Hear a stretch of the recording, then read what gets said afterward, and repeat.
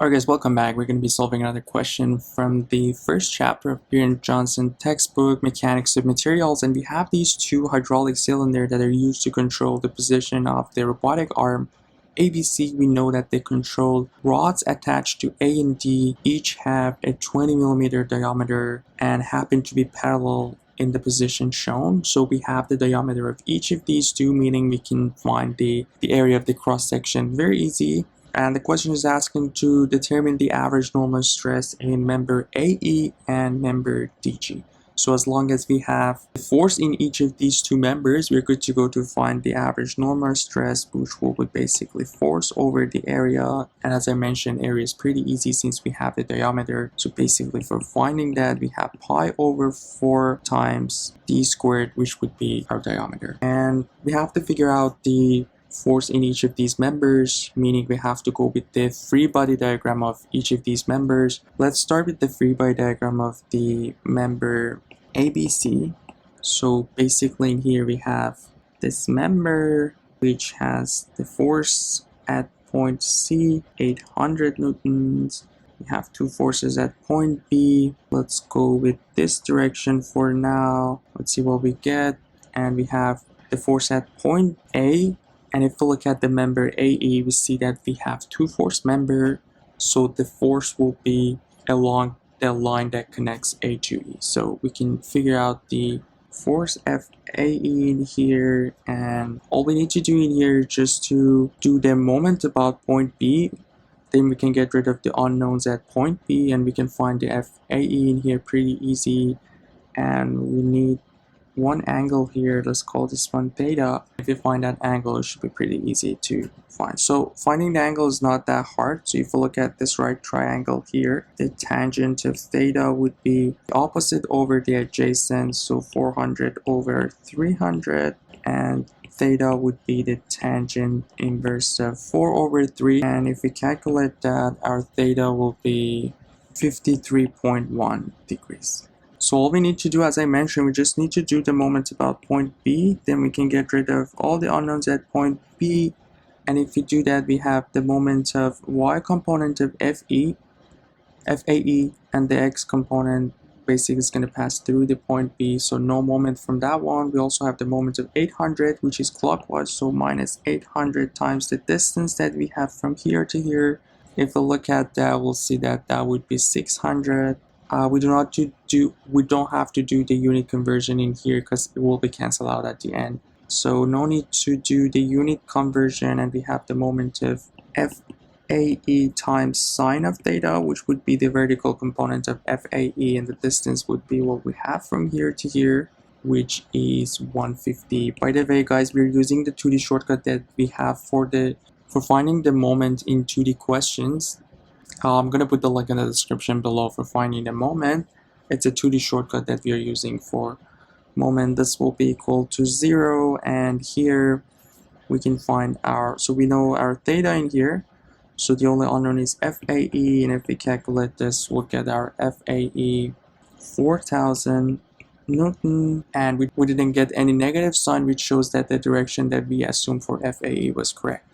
So now that we have this, it's easy enough to find the average normal stress in AE. Basically, we have 4000 over pi over 4 times our D was 20mm squared, and we're gonna do 10 to the minus 16 here in order to get it in meter. So that would be unit conversion for millimeter, so we can get rid of our millimeter in here, and since we have the 4000 in Newton, we're gonna get our stress in Pascal, which will be 12.73 times 10 to the 6, or 12.73 megapascal. That's the A part of the question, where we needed to find the average normal stress in the member AE. And so now that we have the AE, it's easy enough to find the unknowns at point B, and the reason why we are finding the unknowns at point B is that we have to go to the member BFD after this, and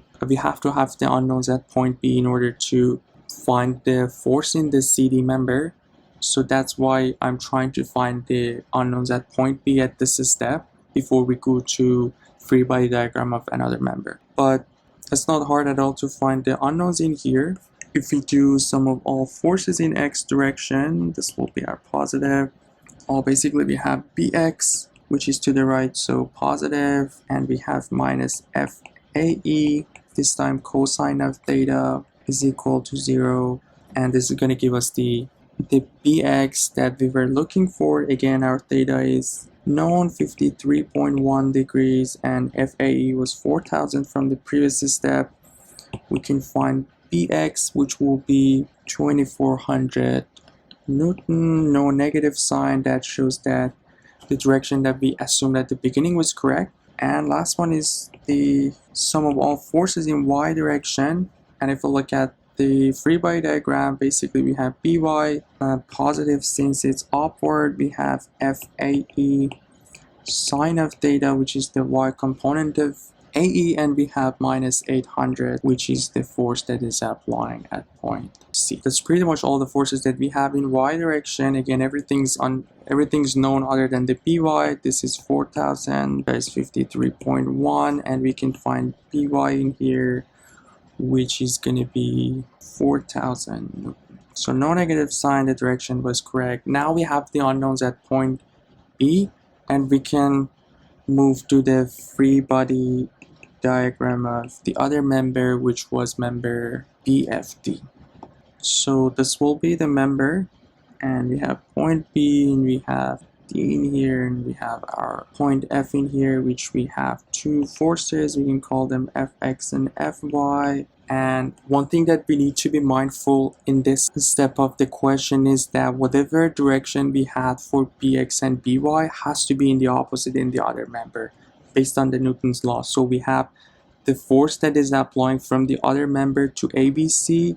For By we have upward and Bx to the right. So the other member, the By, is actually downward and Bx is to the left. So we have to be mindful of these ones, and we obviously have another force in here, which is the force in member or the hydraulic cylinder FDC, which is the unknown that we are interested to figure out. So there are multiple ways in here. So basically, so pretty much if we go with the moment about point F, we should be able to find the FDC pretty easy. But let's see what's the quickest way that we can find the moment of FDC about point F, and we can use the 2D shortcut that we have, just dissolve this to x and y component. But I'm gonna do a quick I'm gonna give you guys a quick way to find that, and that would be, so basically from the definition of the moment, we have, for the moment we have R cross F, or the cross product of R and F. So we are interested in the moment of this force, which the line of action passes through here. And what we called angle theta in the previous step was here. And basically this angle here would be theta 2. And our R, since we are finding the moment about point F, our R or position vector in here in the definition of the moment would be any line that connects F to the line of action of the force. So it seems if we go with the R at point G, and if we dissolve the force in these two directions, obviously the horizontal won't make any moment, and we only have the y component of the force FDC in here. And if we want to find the y component, or this one, it would be basically FDC sine of theta. So what I'm talking about is that basically we can go with the moment in here, and again if we dissolve it into x and y, instead of considering that force at point D, we're going to consider that point C. So this is our point C, and we know this angle here is theta, and all we need to do is finding this angle, which is FDC sine of theta, and that's the only angle that's going to make a moment. And it's easy enough to find this distance because it's given in the figure that we have. So if we look at the moment, we'll see that the moment, first of all, is clockwise. So we have a negative sign. Let's write it down here again. So negative FDC sine of theta, which again is 53.1 times. Let's figure out the distance in here. So the distance would be the distance from F to G, which is 200 millimeter. And we have the moment of bx and by. So looking at bx, we'll see that the moment of bx is counterclockwise, so it's positive. Bx times, we have to figure out this distance in here. Again, let's get back in here, we can see it better in here. So what we are interested is what we have from here to here, which is, I'm just going to clean up the figure. So the distance that we are interested is what we have from here to here, so basically 400. And we also have the moment of by. If we look at it, it will be again clockwise, so minus by times. So for finding this one, we need to be a little bit careful, because what we are interested is what we have from here to here.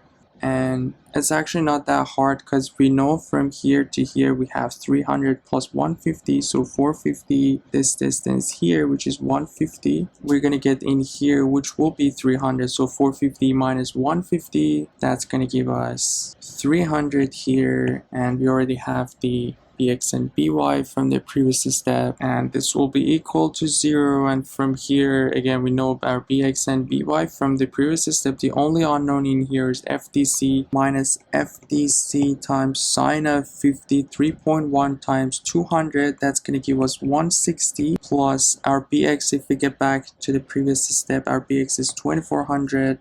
So 2400 times 400 minus our by was 4000 times 300 is equal to 0. So we can cancel out 1 0 from each of these, and 16 FDC plus 120,000 is equal to FDC will be minus 1500 Newton. And the negative sign in here shows that our FD was actually in the opposite direction, meaning the member was in compression. So the member was in compression, and if we want to find the average normal stress, we have minus 1500 over the area pi over 4 times d squared, 20 millimeter. And if we want to get it in meter, we have to do a unit conversion in order to get rid of the millimeter, and what we're going to get at the end will be a minus 4.77 megapascal, which would be the final answer for the question. So yeah, that's pretty much it. Hope you guys find this one helpful. It got a little bit long. Let me know if you have any questions, if anything's not clear.